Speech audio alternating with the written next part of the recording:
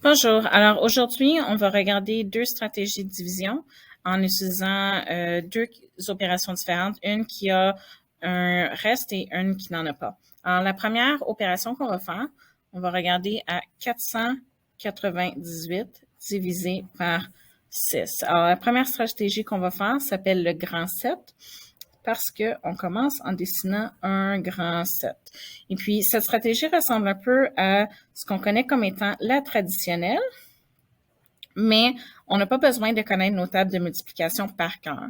Alors, une des choses qu'on peut faire, c'est regarder combien de groupes de 6 est-ce que je peux rentrer dans ce nombre. Alors, en premier, je vais essayer d'avoir plusieurs groupes. Alors, je vais essayer, est-ce que je serais capable de rentrer 100 groupes de 6?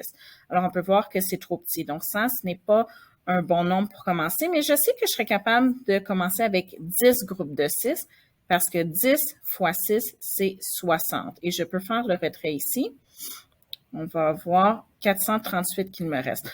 Alors là, c'est un petit peu lent si je fais juste des bons de 10 groupes de 6 à la fois. Alors là, je vais m'essayer avec 20 groupes de 6 et je vais soustraire 120 et il va me rester 318.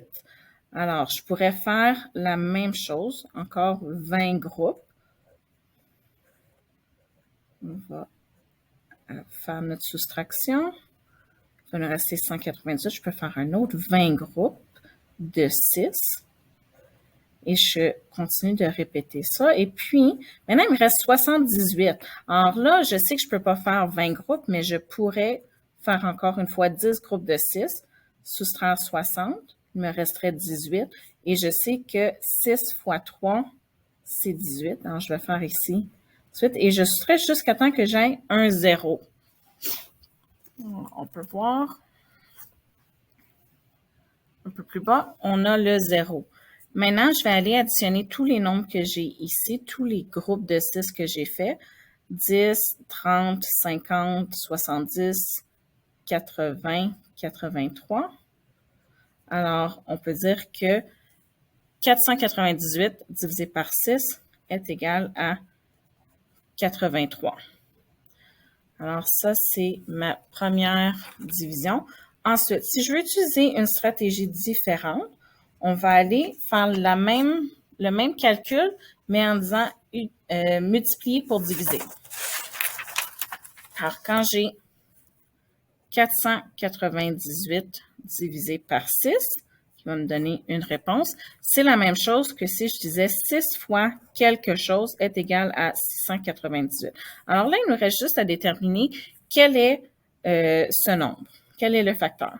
Alors, je vais commencer en faisant des multiplications de 6, puis je veux essayer d'additionner mes produits pour arriver le plus proche possible de mon résultat ici. Alors, 6 fois 10, c'est 60. Je peux faire ça deux fois. 6 fois 10, c'est 60. Et puis, quand je les additionne, ça va me donner 120. Là, on arrive, si on fait juste des bons de 10 groupes de 6, ça va être un peu long. Alors, je pourrais aller, encore une fois, faire 6 fois 20, qui me donne 120. Je vais additionner les deux ensemble. On a 240. Je peux additionner un autre. 6 fois 20 encore. 120. Je rajoute ça, je vais avoir 360. Je peux le faire une autre fois. 6 fois 20, 120. On a maintenant 480. Alors, on commence à être vraiment proche. Alors, je ne peux pas faire une autre fois 6 fois 20 parce que il me reste entre 498 et 480, c'est pas beaucoup, c'est 18. Alors, je peux faire 6 fois 3, 18, et additionner ça ensemble, mais ça me donne 498. Alors, je suis arrivée au même nombre. Alors, je sais que maintenant, je peux additionner tous ces nombres-là et ça va me donner la réponse. Alors, 10, 20, 40, 60, 80, 83. Alors, j'ai 83. Alors, ma réponse, c'est 83. Alors, ça, c'est deux différentes stratégies qu'on peut utiliser pour faire les divisions. Si on avait un nombre qui nous donnerait un reste, par exemple, si je divise 350 divisé par 3. Alors, je vais utiliser les mêmes stratégies encore une fois, la stratégie du grand 7, divisé par 3. Alors ici, combien de groupes de 3 est-ce que je peux faire? Je peux faire 100 groupes. Puis là, on peut avoir 300 déjà. Il va nous en soustraire. Il me reste 50. Je peux faire 10 groupes de 3. Il va me rester 20. Et puis, il n'y a rien qui va arriver exactement à 20. Alors, ce que je peux faire, c'est faire 3 fois 6, qui arrive à 18. Je soustrais et il me reste 2. Alors, quand j'additionne ici, on peut voir que j'ai 116 et je vais écrire reste 2. On va faire la même chose ensuite pour multiplier, pour diviser. Alors, si j'ai 350 divisé par 3, ça veut dire que 3 fois quelque chose est égal à 350. Alors, je vais utiliser la même stratégie que tantôt, où est-ce que je vais essayer de multiplier des nombres. Je vais faire 3 fois, alors je peux faire 3 fois 100 qui va arriver à 300.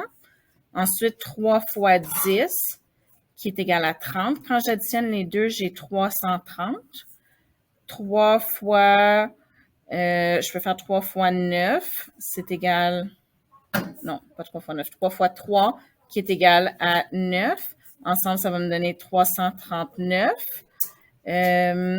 Je peux faire 3 fois, je peux faire un autre 3 fois 3 qui est égal à 9, additionner ça ensemble qui va arriver à 348. Alors, on peut voir que je peux pas arriver plus près de 350, mais je peux, il va y avoir un reste. Alors, je vais additionner ces nombres-là ici.